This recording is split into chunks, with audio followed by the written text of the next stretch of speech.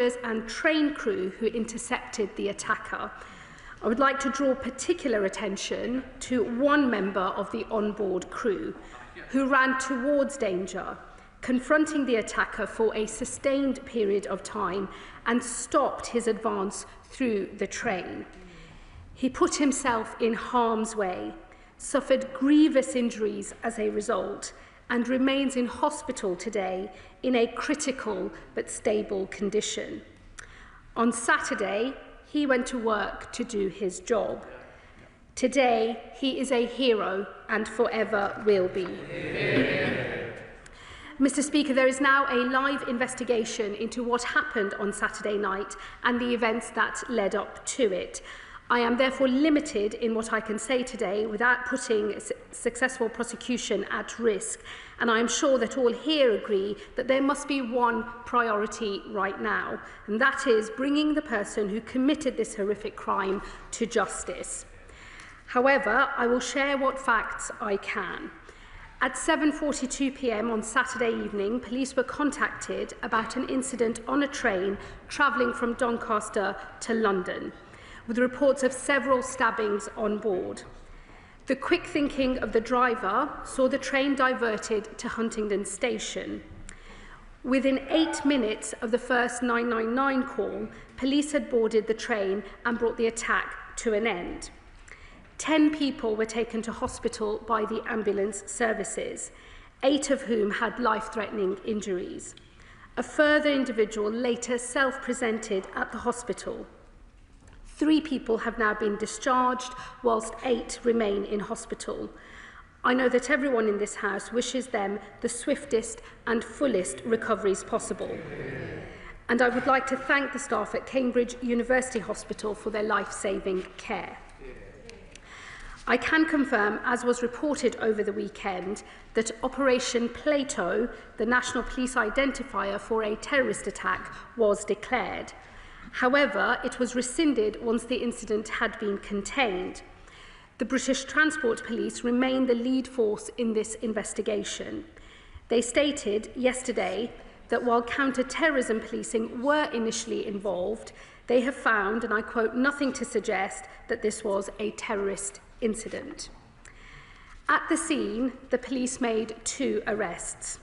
Since then, 1 man has been released who we now know was not involved. As of this morning, the other, one Anthony Williams, has been charged. In relation to the events in Huntingdon, he has been charged with 10 counts of attempted murder, 1 count of possession of a knife, and 1 of actual bodily harm. He has also been charged with a further count of attempted murder and possession of a bladed article in relation to events on a Docklands Light Railway train in the early hours of Saturday morning at London's Pontoon Dock. And Cambridgeshire Police have, in the last few hours, reported additional earlier sightings and possible further offences. As is standard practice in these cases, they have now referred themselves to the Independent Office of Police Conduct, the IOPC, for independent scrutiny of their handling of these reports. For now, there is little I can say about this man and his past, beyond confirming that he is a British national and was born in this country, and that he was not known to the security services, counter-terror policing, or prevent. I know this House and the public will have many unanswered questions today about who this attacker was and about the events that led up to the attack. Those questions will be answered, but it will take time. The police and prosecutors must be allowed to do their work. Since Saturday's attack, the British Transport Police have increased their presence at key points in the transport network, though it should be noted that their operational assessment of the risk posed on our trains has not changed, as this was an isolated attack. It was also, of course, a knife crime. This government is committed to halving knife crime within a decade, and progress has been made this year. We have taken 60,000 knives off of our streets, banned zombie knives and ninja swords, and seen a 5% fall in all knife crimes, including an 18% reduction in homicides by knife. I know that ideas have already been suggested about how policing should change in response to this event.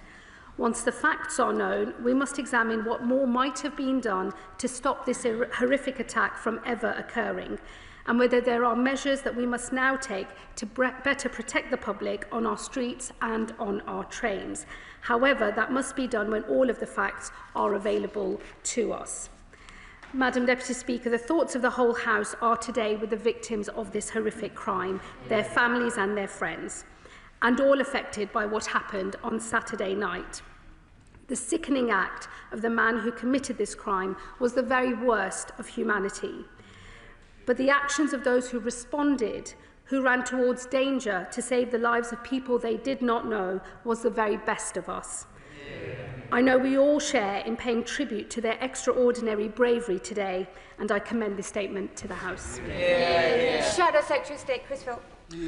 Thank you, Madam Deputy Speaker. I thank the Home Secretary for advance sight of her statement.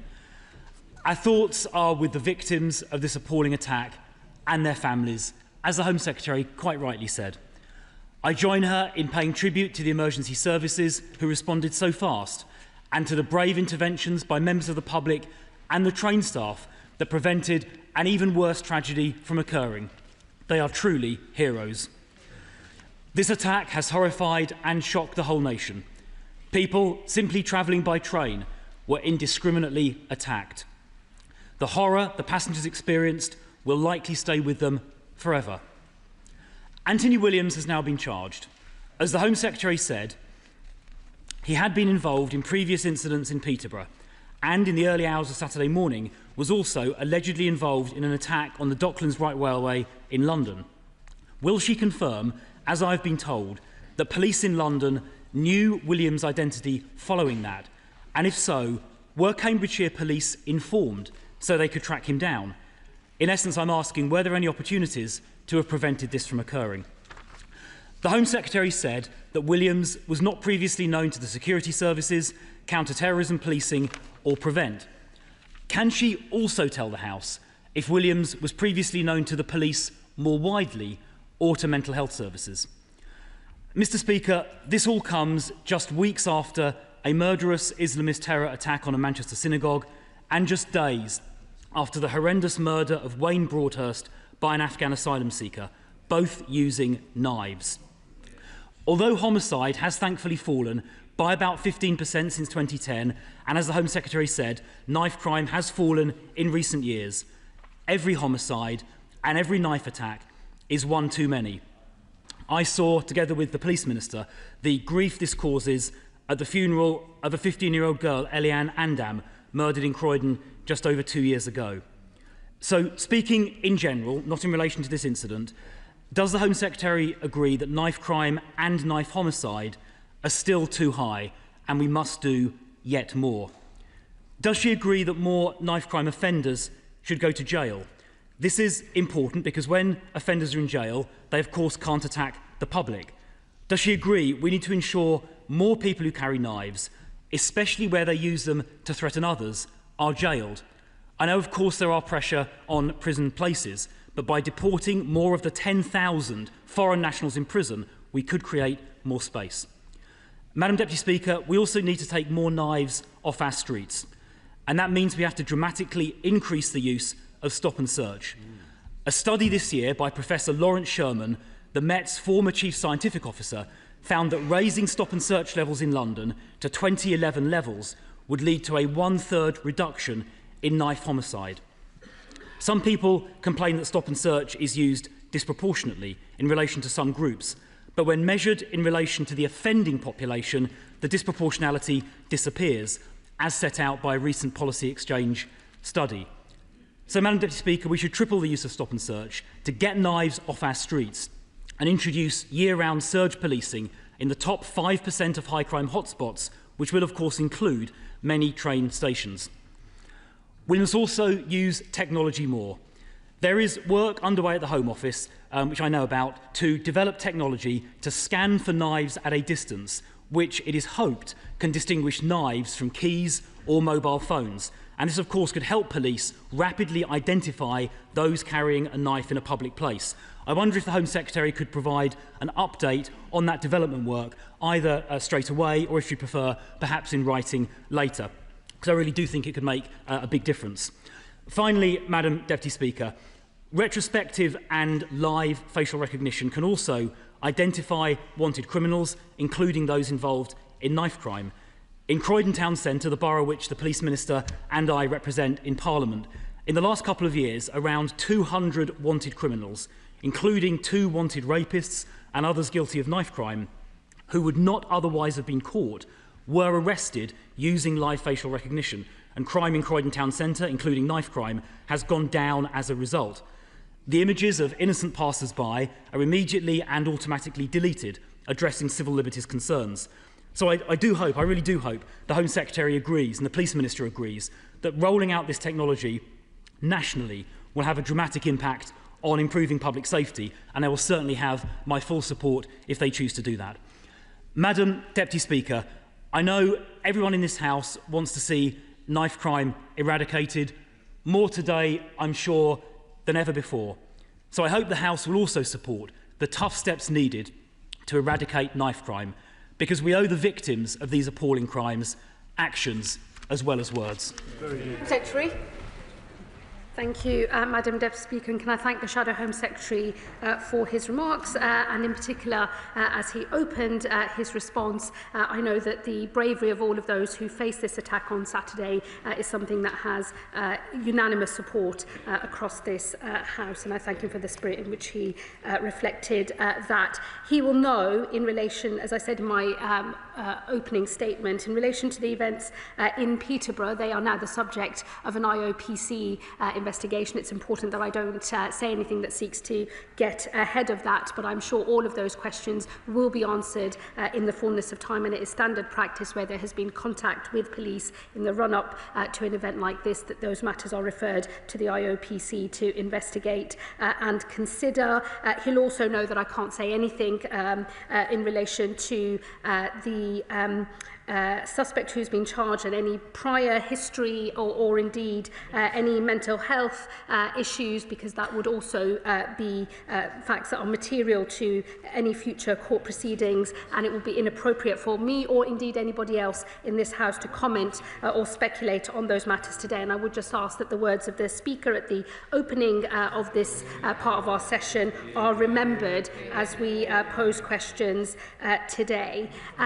I agree with him that knife crime is far too high. This government is impatient to do everything it can to eliminate knife crime. It's why we've set ourselves an ambitious target, and we're pleased to have made some progress, though I agree with him that there is still much more to be done. And I hope on knife crime in particular, instead of playing politics across this House, where there is consensus, we are all able to work together in the spirit of trying to bring down the scourge of knife crime in our country.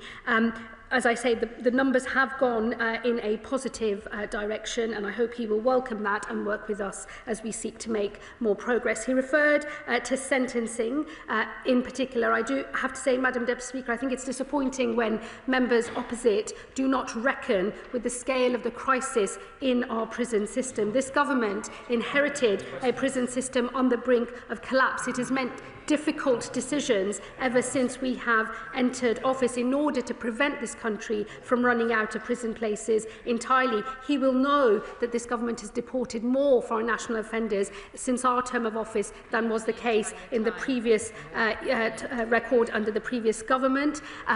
Despite deporting record numbers of foreign national offenders, the scale of crisis in the prison system means that there are still more prisoners coming into the system than there have been places, and it is important, therefore, that the sentencing reforms are seen in that context. He will know, though, that it is the case that those who are in possession of a knife and who have been using that in a threatening manner do attract, the majority of those people do attract reasonably lengthy prison sentences. When we know more about the circumstances of this particular case, we will know if there are other lessons for us to draw and other areas of policy for us to consider. He referenced stop and search and he, I think, lamented the issues around disproportionality. I hope I'm not putting too much of a spin on his remarks. I would just gently remind him it was a former Tory Home Secretary in the first 2010 to 15 Parliament that started speaking about disproportionate use of stop and search powers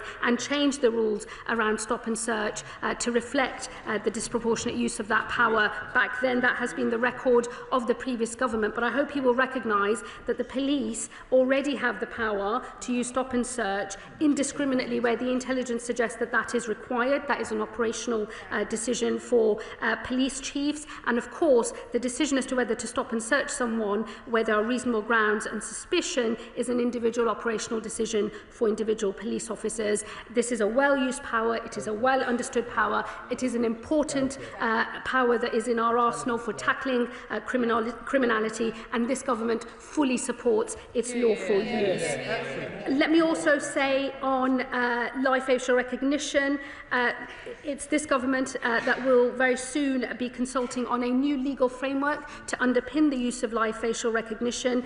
He will know that when his party was in power, it was left to individual police forces, and I believe it was South Wales and the Met who first rolled live facial recognition out, faced lots of legal challenges as a result thereof. The government did not then change their policy, but this government will consult on a legal framework so that all police forces across the country can use live facial recognition technology, confident that they will not find themselves defending those decisions in courts in the future. And I've also supported the rollout of 10 specific live facial recognition units across the country, and will look to do more as well in the coming months. In relation to scans for knives, let me just say to him on tech more broadly, I think there is much more that we can do to use new and emerging technology in order to help us tackle this type of criminality, and I'm happy to write to him about our current plans, but I will be setting out more in terms of our broader position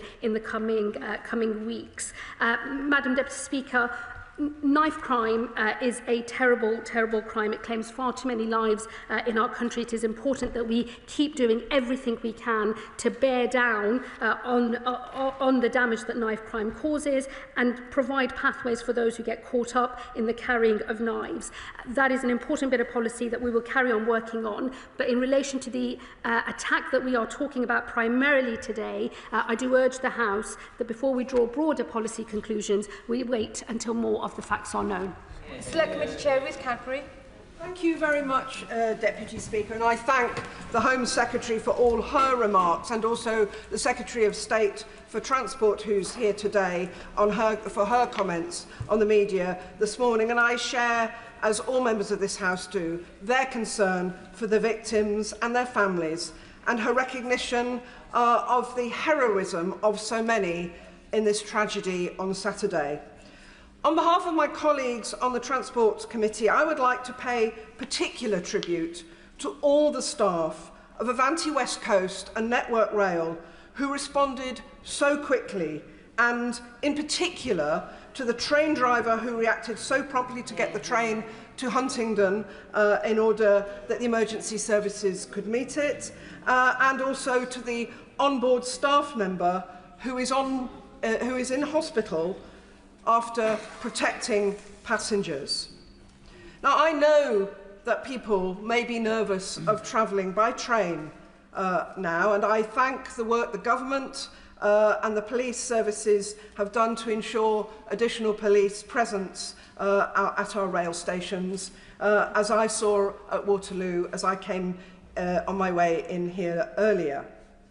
Now, given that the Home Secretary said the British Transport Police have said that their operational assessment of the risk posed on our trains has not changed, as this was an isolated attack, will the Home Secretary assure me that any long-term changes to security on our rail services will be considered very carefully, and once the full facts of this incident are known, and not rushed into without considering the potential downsides that may impact on the ease of travel by train.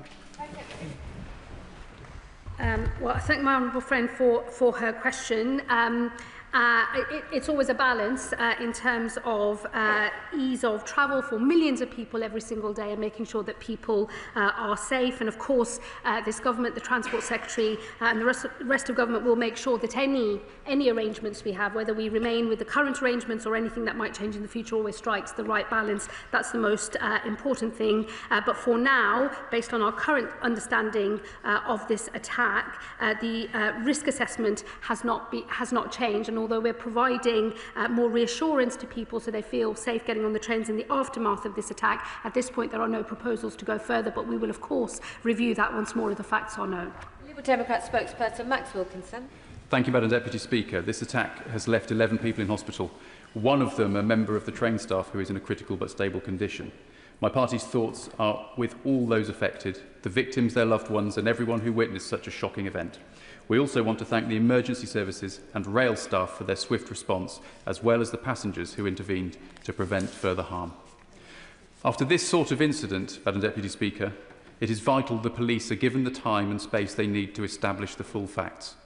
That is ever more difficult due to the rapid spread of disinformation online in the immediate aftermath of these sort of attacks.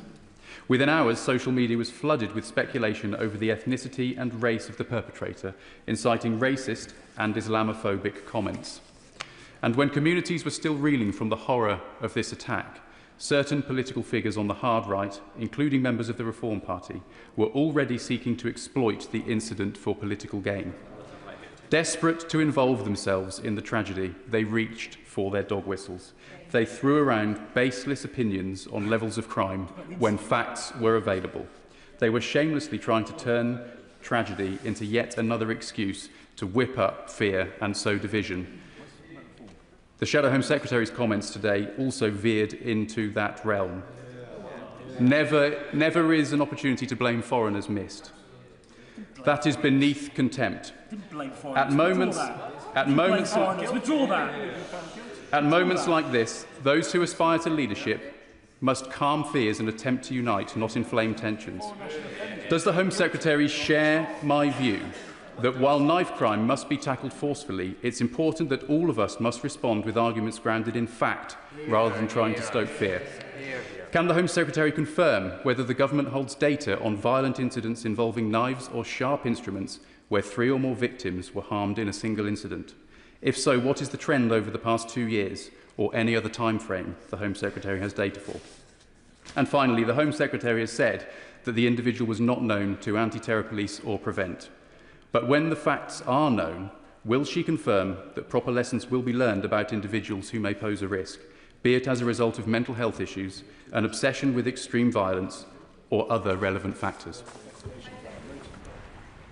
Thank you, Madam Deputy Speaker. Look, I deplore the ease with which so many armchair warriors feel the need to speculate and spread misinformation on social media. It's why it's important that the police and all of our emergency services are able to proceed with their investigations at pace, but also transparently, so as to calm down any tensions that might arise as a result of misinformation that spreads particularly across social media. In terms of how other people may or may not have reacted, I tend to think at moments of such crisis, people normally reveal their true colours, and I will leave my remarks about other individuals there. He is right that knife crime must be tackled forcefully. As I said in my earlier remarks, we've seen an 18% decrease in murders by knife. I will make sure he receives the further stats that he mentioned, but as I said earlier, the data in relation to knife crime is going in a better direction, but I, like others in this House, am impatient to see more change more quickly, and I hope he will work with us on a cross-party basis on all measures needed in order to do that. And of course, when all of the facts around this case are known and understood, I will ensure that any lessons that there are to be learned will be learned and will be acted upon. Sam Carling. Thank you very much, Madam Deputy Speaker. And can I take this opportunity to put on record my thanks to the first responders, the police and everyone on the train who put their lives at risk to protect others. So many people from the communities I represent in both Peterborough and Huntingdonshire have written to me today in absolute fear, shock and confusion at how this can happen so close to home, particularly after we found out this morning that the charged individual is from my constituency. And I've had constituents really worried as well and alarmed about these reports over the last few hours that the offender may possibly have been involved in further incidents in Peterborough and London. So will the Home Secretary join me in calling for community cohesion following this incident and also ensure that a full investigation takes place into those possible other offences? Well, I thank my honourable friend, and I can only imagine how terrifying it must have been for his constituents and those in neighbouring areas to hear news of this horrifying attack. He'll know I can't say any more at the moment about other potential incidents. They are the subject of further investigation, and as more facts are confirmed by the police, we will be able to say more. And of course, the IOPC must be allowed to do their work. And on community cohesion more broadly, of course, when we know more about the facts of this case, we'll know whether this relates to community cohesion or whether it relates to wider community issues. I would encourage members to wait until more of the facts are known before we draw those broader conclusions, but I do agree with him that it is necessary that we reassure communities in his constituency and across the country. That's why there is an increased police presence across the transport network, and it's why this government will make sure that as we know more, whether there are lessons to be learnt, that they will be learnt and acted upon. Ben Obsijekti. This has been a difficult and challenging weekend for Huntingdon. My thoughts are with the victims of this terrible tragedy, to the LNER crew member whose heroic and selfless actions, placing himself in harm's way, saved lives at the cost of his own safety, and who remains in a critical but stable condition. To the other 4 victims who remain in hospital with stab wounds, and to the 4 who were discharged yesterday, as well as those who bore witness to the attacks and will still be processing their own experiences. I would like to place on record my praise for the emergency services response to Cambridgeshire Constabulary, whose unarmed response officers and firearms officers were able to place Anthony Williams in custody within 8 minutes of receiving the 999 call. To Cambridgeshire Fire and Rescue Services, our Air Ambulance Services and to the East of England Ambulance Trust for their incident response and for getting the casualties to Adam Brooks Hospital. Also to the train driver, Andrew Johnson, and signalling staff, whose speed of thought in moving the train onto the suburban line from the high-speed line meant that the train could make the unscheduled stop at Huntingdon, a decision that curtailed the attack by several crucial minutes, allowed the police to apprehend the suspect and undoubtedly saved lives. The swift action of all those involved prevented a horrific attack from being far, far worse. I'm sure the Home Secretary and indeed the whole House would wish to share in my sympathies for those impacted by this horrific attack and my pride in the conduct, leadership and professionalism of the responders and railway staff. Well, can I thank the Honourable Member for both his question today, but also for his own work over the weekend. He was very quick to arrive at the scene, and I thought the Honourable Member handled himself with great honour and reflected in a very measured way the initial response to such a horrifying incident in his constituency. I think the way he's handled himself is a credit to him and to the people that he represents. And I, of course, agree with him in relation to his remarks about the bravery of all of those who were responding, the speed of the response, but also the bravery of those inside the train itself as well. And let me assure him that myself and my officials stand ready to work with him and others who are locally on the ground to make sure all lessons are learned as we move forward. Andrew Pakes. Thank you, Speaker, and can I associate myself with the comments about sympathy and empathy for the victims of this. The names of Peterborough and the town of my constituency of my right honourable friend Huntingdon have flashed up across the news and around the world this weekend because of the terrible events we've seen happening on Saturday night. Madam Deputy Speaker, I don't want my constituency to be known just because of the acts of a single perpetrator. So can I pay my tribute to the police, the trained staff, the first responders and others who stepped forward when the actions were needed to do that. And can I also pay particular tribute to my own constituent, train driver Andrew Johnson, and his ASLEF and RMT colleagues on LNER who went beyond the call of duty on that evening. They showed the best of British values and the true face of the county I represent and its people. We don't know all of the information yet, but there is great anxiety in Huntingdon and in Peterborough from many people locally, as well as this being a national issue. So can I ask my right honourable friend, can she confirm that we will go and move every mile to tackle knife crime, ensure our streets and public transport remain safe for everyone?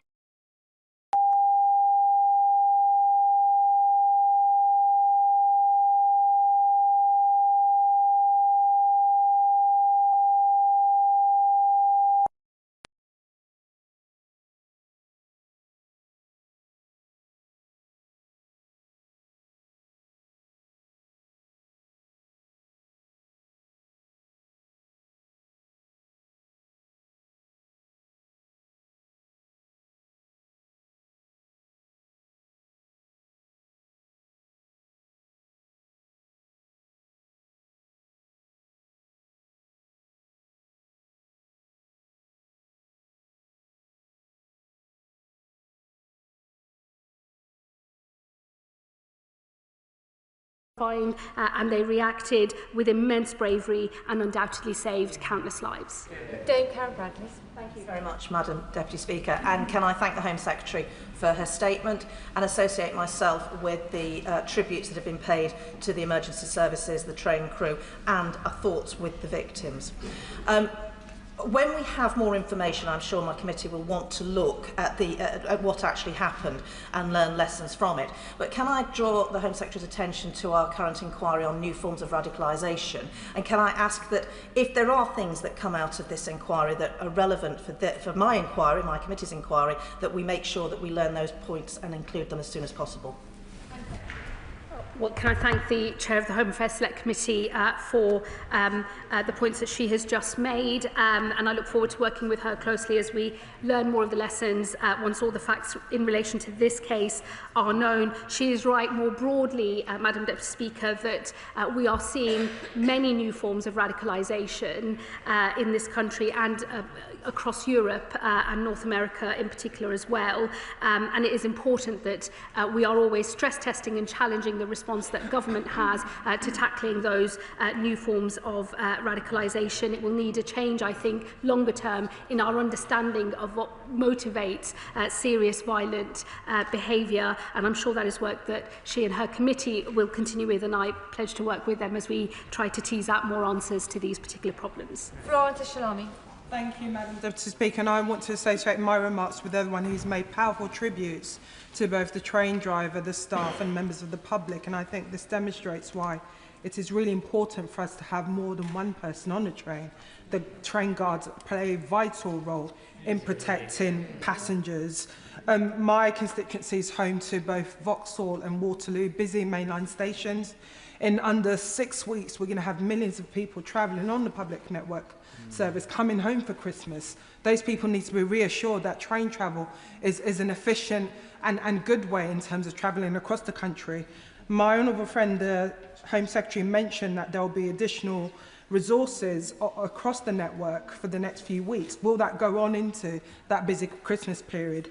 And this is an issue which obviously covers with the Department for Transport. There is the strange funding mechanism for the British Transport Police, and transport geeks will know that it's actually funded by the industry, not directly from the Home Office. But as we take on more control of the public network and the train service, this will fall onto the government. Is this an area that the Home Secretary and the Transport Secretary will be looking at and making sure we've got a fully funded British Transport Police to protect people travelling on public transport? Well, thank my honourable friend for her question.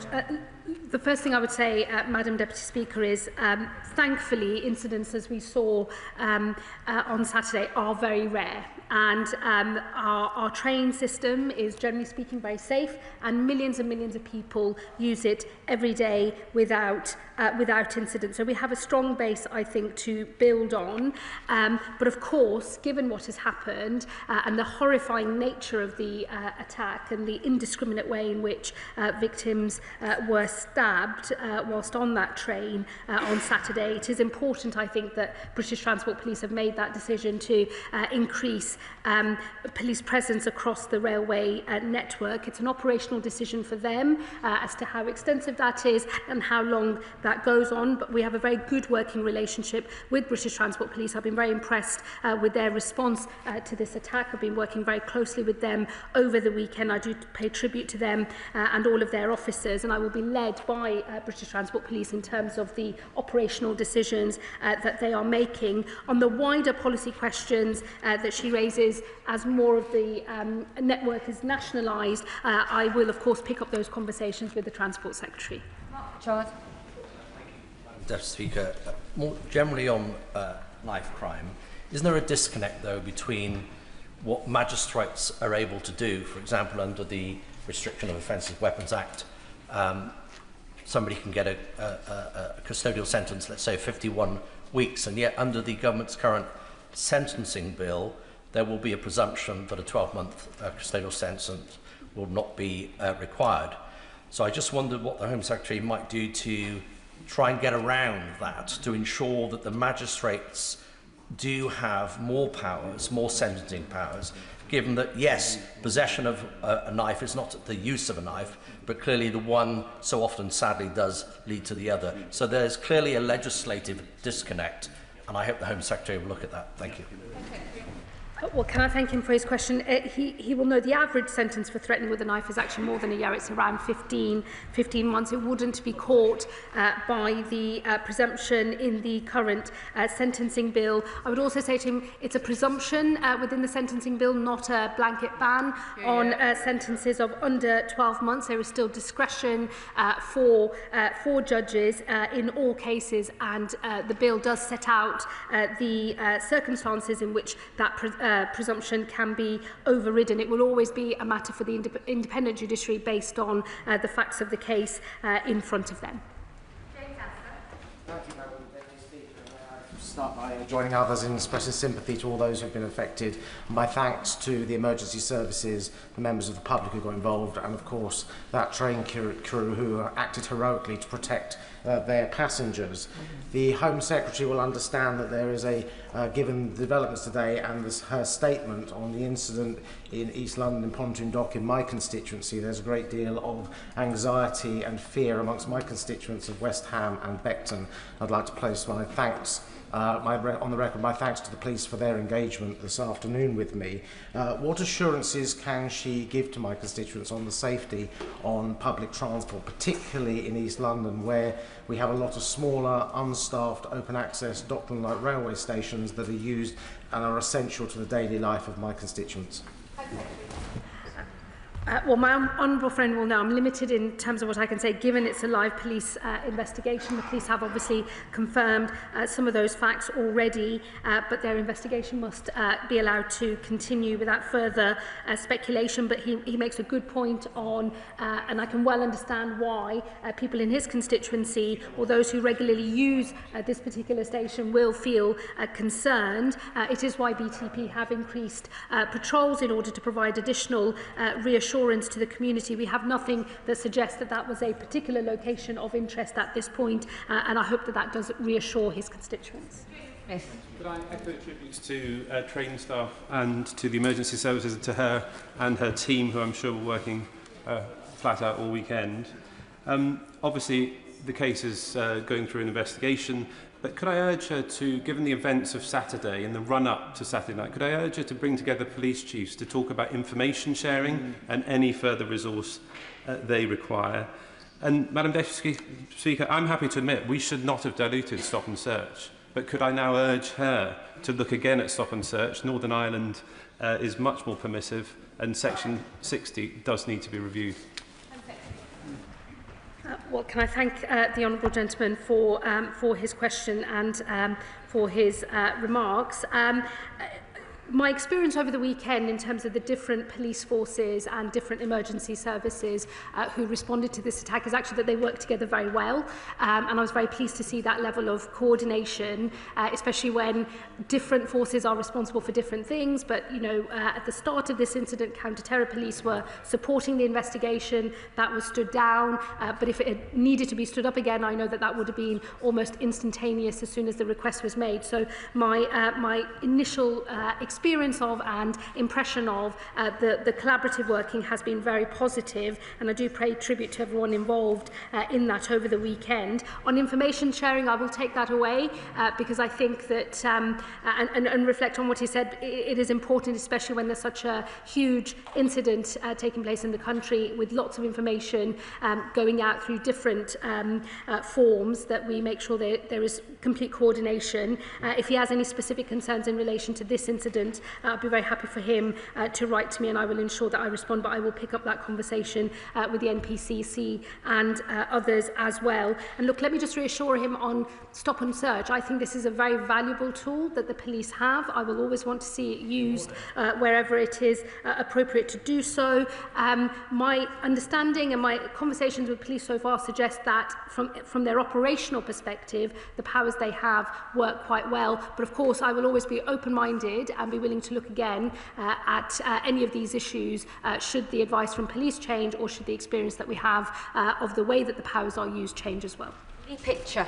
Thank you, Madam Deputy Speaker. If I can start by just associating myself with the many tributes that have been given today to those people on the train that tried to prevent the attack, the staff and the responders. As a member of Doncaster East and Isle of Axholme, I use the Doncaster King's Cross service most weeks. I know many of my constituents and people across Doncaster are deeply shaken by this appalling attack, but that service is an indispensable part of our lives. So will my right honourable friend, the Home Secretary, set out the immediate steps that she's taken to reassure passengers who use that line, but also the best way that we communicate that to ensure that they have peace of mind as they travel on those trains over the next few days? Well, look, I think we should all take confidence from the speed of the emergency services response to this attack, which has drawn justified and wide praise across this House today. As I say, the speed of that response meant the attack was brought to an end as quickly as possible, and many lives, I believe, were saved as a result of that response. And I do think that whilst the incident itself is deeply shocking, and I can fully understand that people who use the service on a regular basis will be feeling shaken by this news. The fact that our emergency services were able to respond so quickly, I think, is something that we should all be confident in and take pride in. And then, of course, the British Transport Police have increased police presence across the network in order to provide more reassurance to people. But as I say, thankfully, in this country, incidents of this nature across our transport network are very, very rare. And I think everyone in this House will want to work together to make sure that remains the case. Thank you, Madam Deputy Speaker, and I join the Home Secretary and my constituency neighbour, the Honourable Member for Huntingdon, in their thoughts for the victims and their families. And also in paying tribute to Cambridgeshire Police, Cambridgeshire Fire and Rescue, the East of England Ambulance Service, the staff at Adam Brooks Hospital, and of course the train crew and passengers for their response on Saturday evening. Now, while respecting the ongoing investigation and the IOPC process, can she assure the House that the extraordinary bravery and professionalism demonstrated by all those involved in containing this incident and providing life-saving care will be properly recognised in due course? Well, I thank the Honourable Member, and I, of course, absolutely agree with everything he said in praise of all of those who responded to this attack. I will make sure that once we are through court proceedings and the full facts of the incident are known, there will be an appropriate moment to be able to thank all of our emergency services and the brave passengers in an appropriate way when the time is right. Rachel Hopkins. Thank you, Close. all the LNER train crew and train driver involved in the action. Their swift action and their extensive training to respond to emergencies was undoubtedly critical to saving many lives. Railway staff will be deeply concerned that this terrible incident has taken place against a backdrop of year-on-year increases on violent assaults on rail staff. What conversations is the Home Secretary having with the Department for Transport colleagues regarding resources and support needed to keep rail staff and passengers safe on our railways? Well, I know that from my conversations with the Transport Secretary over the weekend, these are issues that are very much on her mind. Of course, there is crossover with those of us in the Home Office, but primarily the responsibility sits with the Transport Secretary. I will make sure that she gets a fuller response to her question, but she should rest assured that in this government, we recognise that assaults on any of our public sector workers are unacceptable, and the government will always do everything it can to stamp that out. Barclay. Deputy Speaker, could I join my fellow Cambridgeshire MPs in the tributes they've made? The Home Secretary, in her statement, indicated she was receptive to the deployment of facial recognition at railway stations. Could she clarify on the current timeline, what's the earliest date that would be deployed more widely? And given some of the early lessons coming out of this case, what scope is there for the government to accelerate that timeline? Well, the consultation that I referred to in my earlier remarks in terms of the legal framework for much wider use of live facial recognition will just be in the next few weeks, so that's all but upon us. I referred to the funding for 10 new mobile units which has been made available, and British Transport Police is preparing a pilot of live facial recognition technology at selected railway stations in London. It will run for a period of 6 months. The exact dates will be public in due course, and I will make sure we write to him with those when they are decided.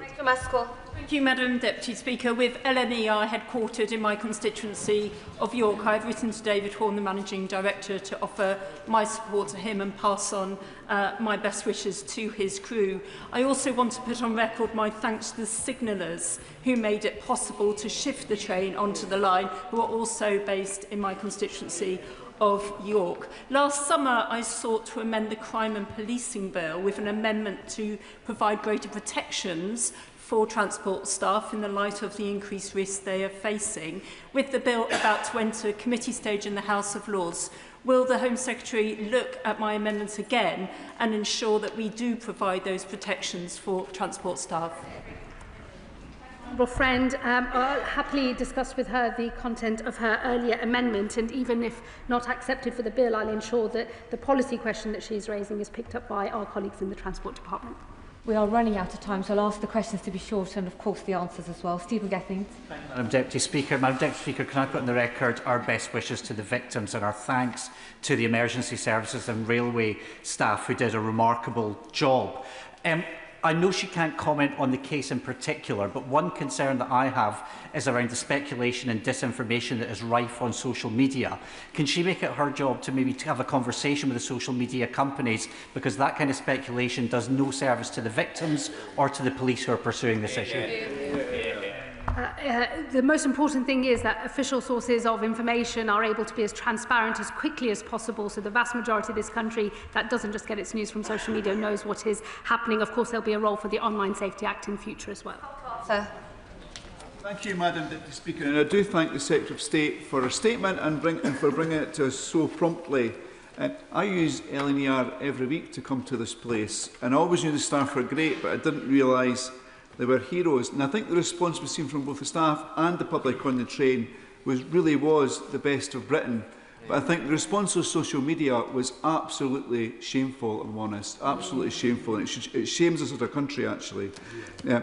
But LNER does connect Edinburgh South West to destinations north and south. And I'm sure my residents will be really pleased to hear what they are looking at facial recognition on the transport network, because I think it's incredibly important. But if I can talk about knife crime more generally, in June the government gave a commitment to look at round-tip knives, the manufacture and sale of them, and hopefully mandating that. Is the Home Secretary able to give us an update on this? And I'm sorry if I put her on the spot. We'll be publishing a knife crime strategy very soon. What I would say about rounded top knives is I understand the reason why some people think that is part of the solution. I will, of course, consider all of the evidence, but in the end, we have millions of normal kitchen knives available, and so we've got to do a much better job on all of the other areas, such as prevention. Julian Lewis. Very briefly, Madam Deputy Speaker, when the Home Secretary is undertaking lessons learned and recommendations for the future, will she look into the question as to whether there is any protective equipment or even disabling equipment of a non-lethal nature that could be issued to staff for use in such an emergency? Thank you. Well, we'll know that tasers were deployed to bring this incident to a close on Saturday. But let me assure him, even if it's not part of the wider lessons learnt from this case, once all the facts are known, I will, of course, take under consideration the points that he has made. Nav Mishra. Thank you, Madam Speaker. Madam Speaker, my thoughts and prayers are with the victims of this brutal attack, and of course my tribute to the amazing courage and bravery of the train crew, but also the first responders. Like my friend from Vauxhall raised, I have serious concerns about the funding arrangements for British Transport Police. So can I encourage my right honourable friend, the Home Secretary, to work with the Department of Transport and the Secretary of State for Transport to make sure that the funding arrangements for BTP are good going forward? Yes, I agree with my honourable friend of the vital role that BTP plays. Their funding for this year is actually 6% higher than previously. They have a hugely important role, and I'm sure the Transport Secretary will do everything she can on the funding front. Glenys Meddy. Mine and Plaid Cymru's colleagues thoughts are with everyone affected by this appalling attack. They're also with the train driver, crew and staff whose quick thinking and decisive action helped protect many from the worst of outcomes. Will the Secretary of State join me in expressing gratitude for their bravery and for showing us all how crucial the presence of officers and sufficient staffing is to our public safety? Surveillance can help catch criminals, but staff on the ground saves lives. Yeah, good question. She makes a very good point, and it is undoubtedly the case that the staff on the ground in this incident saved lives. Neil Duncan-Jordan. Madam Deputy Speaker, and can I echo the Home Secretary's comments earlier and the tributes paid in the House already. She will know, though, that the British Transport Police is facing an unprecedented funding deficit that threatens the safety on our railways. There's currently 8.5 million shortfall, with the threat to nearly 300 jobs. Will she therefore meet with the Transport Secretary to discuss how we can fully fund the BTP as a matter of urgency? Well, I would repeat that the BTP for year 25-26 have been awarded £415 million, which is an increase of almost 6% this year, and I'm sure the wider funding issues are something that the Transport Secretary is considering. Eastwood. Thank you, Madam Deputy Speaker. I also want to pay tribute to those who were on the train, the staff and the first responders, as well as members of the public. Could I also ask the Home Secretary to consider comments made by the Right Honourable Member for Staffordshire Merlins in terms of the new ways of radicalisation? The previous Home Secretary also referenced this at the dispatch box, and I will be very keen to hear her views on it. Thank you, Madam Deputy Speaker. The Honourable Lady is absolutely right to raise the issue of the wider forms of radicalisation that we are now starting to see in this country. She should rest assured I will ensure, even if it's not relevant to the specific lessons to be drawn from this case, that is very much on the minds of all of us in government as we seek to meet the scale of the new challenge that we face. Paul Davies. Madam Deputy Speaker, I fully support the remarks made by the British Transport Police Deputy Chief Constable Stuart Kennedy that the heroic actions of the LNER staff member undoubtedly saved lives. At a recent meeting with the TSSA, they raised concerns about policing budgets and the unique pressures facing the British Transport Police. What discussions has the Minister had with the Treasury to ensure a fair funding settlement, one that safeguards their operational capacity and ensures the continued safety of passengers across our network? Well, I would repeat the earlier answers I've given in relation to funding, and he should rest assured these are matters that we are discussing with the Transport Department. Jeremy Corbyn. Thank you, Madam Deputy Speaker. In her review, will the Home Secretary undertake to look at the very serious problem of some trains operating without any staff on at all, some very busy trains with insufficient staff on, and hundreds of stations all over the country, particularly in the evenings, with no staff on at all, where the public are obviously, the travelling public, are obviously very vulnerable and at risk? Can we pause driver-operated only trains and look at the issues of safety for the public as a whole? Hear, hear. Well, we will be led by the operational assessment made by British Transport Policing in terms of what is required, and he should rest assured the government will make sure that where we have a role to play in terms of keeping people safe on the transport network, we will do so. Mary Kelly-Foy. First thoughts are with the victims of this horrific attack. The RMT union has called for urgent meetings with the government, with police and the industry to ensure that we have the strongest resources and procedures in place to protect staff and passengers. Can she confirm that the Department for Transport and the Home Office will facilitate these meetings as soon as possible? Well, I can assure her that myself and the Transport Secretary will, of course, be discussing all and any lessons to be drawn from this incident, and that there will be a cross-government response that meets the scale of the challenge that we face. Adam. Madam Deputy Speaker, does the Minister share my deep concerns that when heinous incidents like this occur, certain political commentators and sadly certain politicians race to set the narrative behind such attacks as ethnicity or faith-based, or ideally both, rather than focusing on the key crime indicators like socio-economic deprivation, disintegration of youth services, addiction issues, lack of funding for our police force, or lack of mental health support facilities? Does she agree these factors matter much more than ethnicity, faith, or migration status of the perpetrator? Well, I think he's getting rather ahead of what facts are currently known about what lay behind this particular attack, so he'll understand if I refrain from making broader conclusions about the motivations here. I think it is important learning the lessons of what happened after the Southport attacks, that government moves quickly and that police move quickly to make all shareable information available to prevent the spread of disinformation and potential public disorder.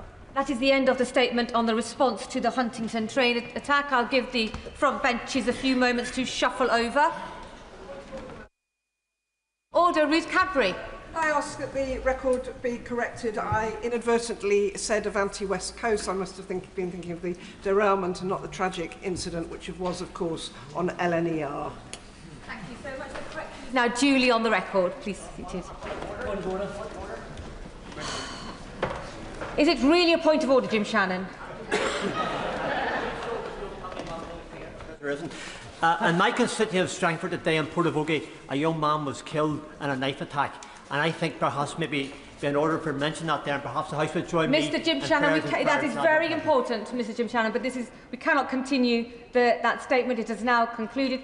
Point of order, Chris Phillips. Very briefly, I think the Home Secretary may have misheard me during my question. I was saying that I was not concerned about disproportionality of stop and search, because when you compare it to the offending population, there is no disproportionality, and I was encouraging further use of the tactics. I wanted to make sure the Home Secretary had heard and received that message.